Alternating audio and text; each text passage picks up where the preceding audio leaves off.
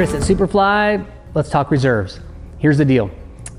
The most cliche thing you can possibly say is, I have this reserve and I hope I never have to use it.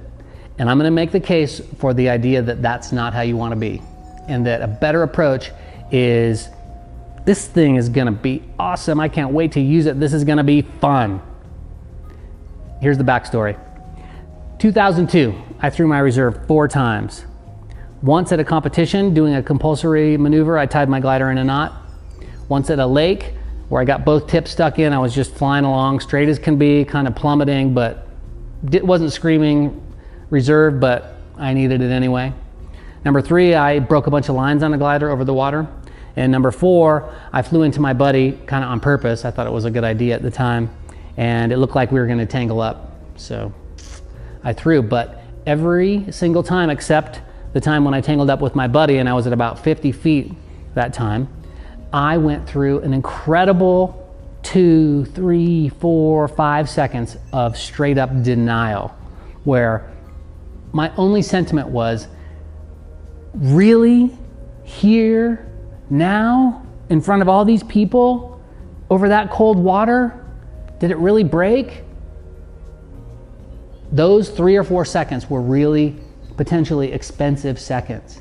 And it was all because I was of that mindset that I never wanted to really throw. And primarily because it was going to be a fail and an embarrassment, but also because who wants to throw their reserve? And what I figured out is that if you're excited to throw it, then it comes out 2, 3, 4 seconds faster. That could save your life. So repeat after me. This is the other half of my equipment. I can't wait to throw it. This is going to be fun. I've been preaching this for years and have people come back to me and they just say, Chris, dude, it was just like you said. I got in trouble. It was screaming reserve. I just went for it. I said, this is the happy handle. This is going to be fun. I threw it out there. The most common thing people say after they throw the reserve is, wow, it's orange or white. They were surprised. They didn't know the color. Reserves can be fun. It's always going to be a good story. Chances are you can fly again the same day, definitely the next day. We don't really have a problem in the business of people throwing their reserve when they don't need to. What that means is that if you're thinking reserve, then you probably needed it a couple seconds ago. So get excited, throw the reserve, and here's why. Blowback. It gets too windy, you blow back on the wrong side of the mountain. Structural failure. I've seen everything break.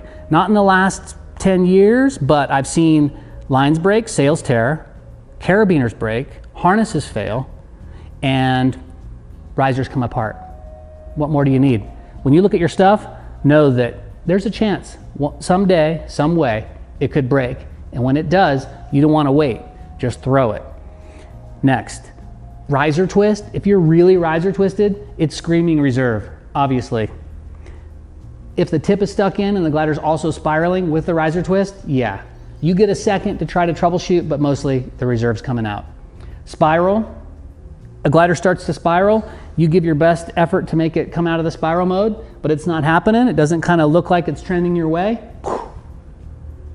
Parachutes are fun. Reserves are great. Round parachutes look like an ice cream cone.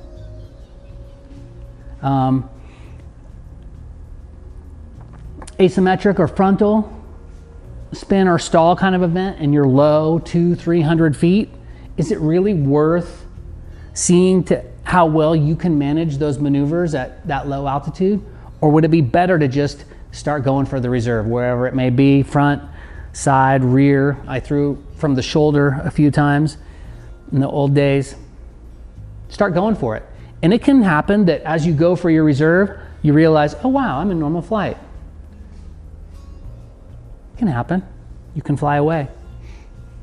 Over the long term, if you have an event and you go to your reserve and you use it, or you think about using it like it was the first thing that came to mind, then you will have the confidence over the long term that if you are faced with an emergency procedure, you will do the right thing. Now, look at the other side of that story.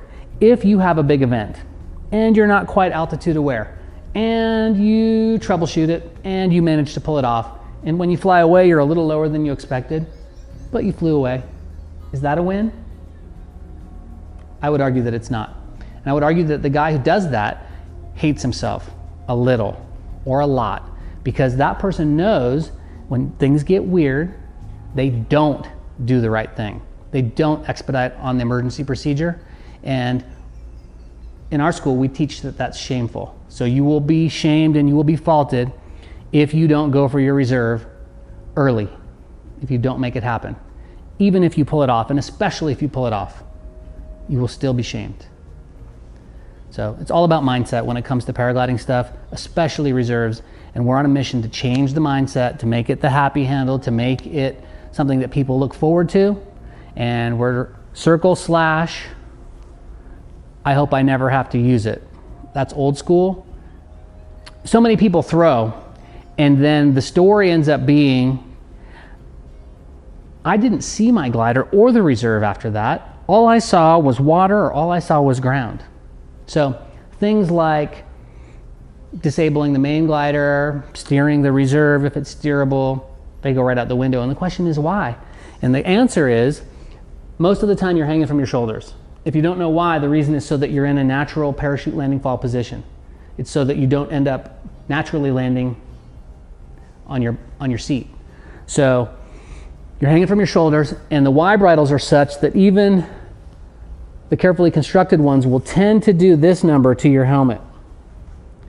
And that's why you never see it. That's why you never see the main glider.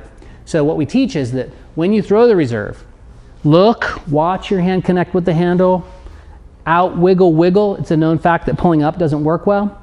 It's also a known fact that static movement doesn't work. It has to be out, wiggle, wiggle. We're teaching down and back because it's the simplest.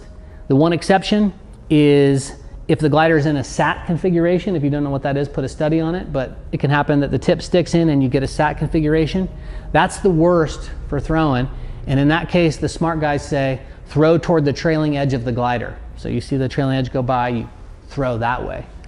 It's the only logic that I'm aware of with regard to where to throw, other than throw it down, because I've thrown it out like this and hoped to have a parachute right there, and the bag went out, and then down, and then back, and then it opened because of gravity. And so I'd rather just throw it down and back so that the lines don't catch on me, so it goes out a second quicker, and I'll just let gravity do its thing, unless I have that other configuration. As soon as it's opening, if it doesn't open, if it goes in the glider, I'm still fighting. I've seen gliders go into the sail and get tangled up in the lines, and I've seen them come right back out. I've seen them open inside the glider. Don't give up. Grab the riser, give it a shake. That thing will open. As soon as it's opening, before it loads up, go up and get whatever it is you're going to get, however you're going to disable your glider. You don't want the main out here and the round out here, or the reserve out here and the main out here, because they oppose each other and they create a downward vector. It's called downplaning. You want them both above head. You want them kind of touching or in the same neighborhood. And the way you do it is, at least in our school we teach, if you're low, you will have just let go with one brake, thrown it, checked it, yanked it, whatever. You've got a brake in this hand, just grab the brakes and take a couple wraps and stuff it. That'll do the trick. If you're high and the glider's open, the smart people who've seen more reserves than we have say A's, then maybe B's after. For sure, anything is better than nothing. So if you get out there and you feel like you kind of got the wrong thing, or 1A and 1B, just go for it. Because what's important is that you disable the glider a little.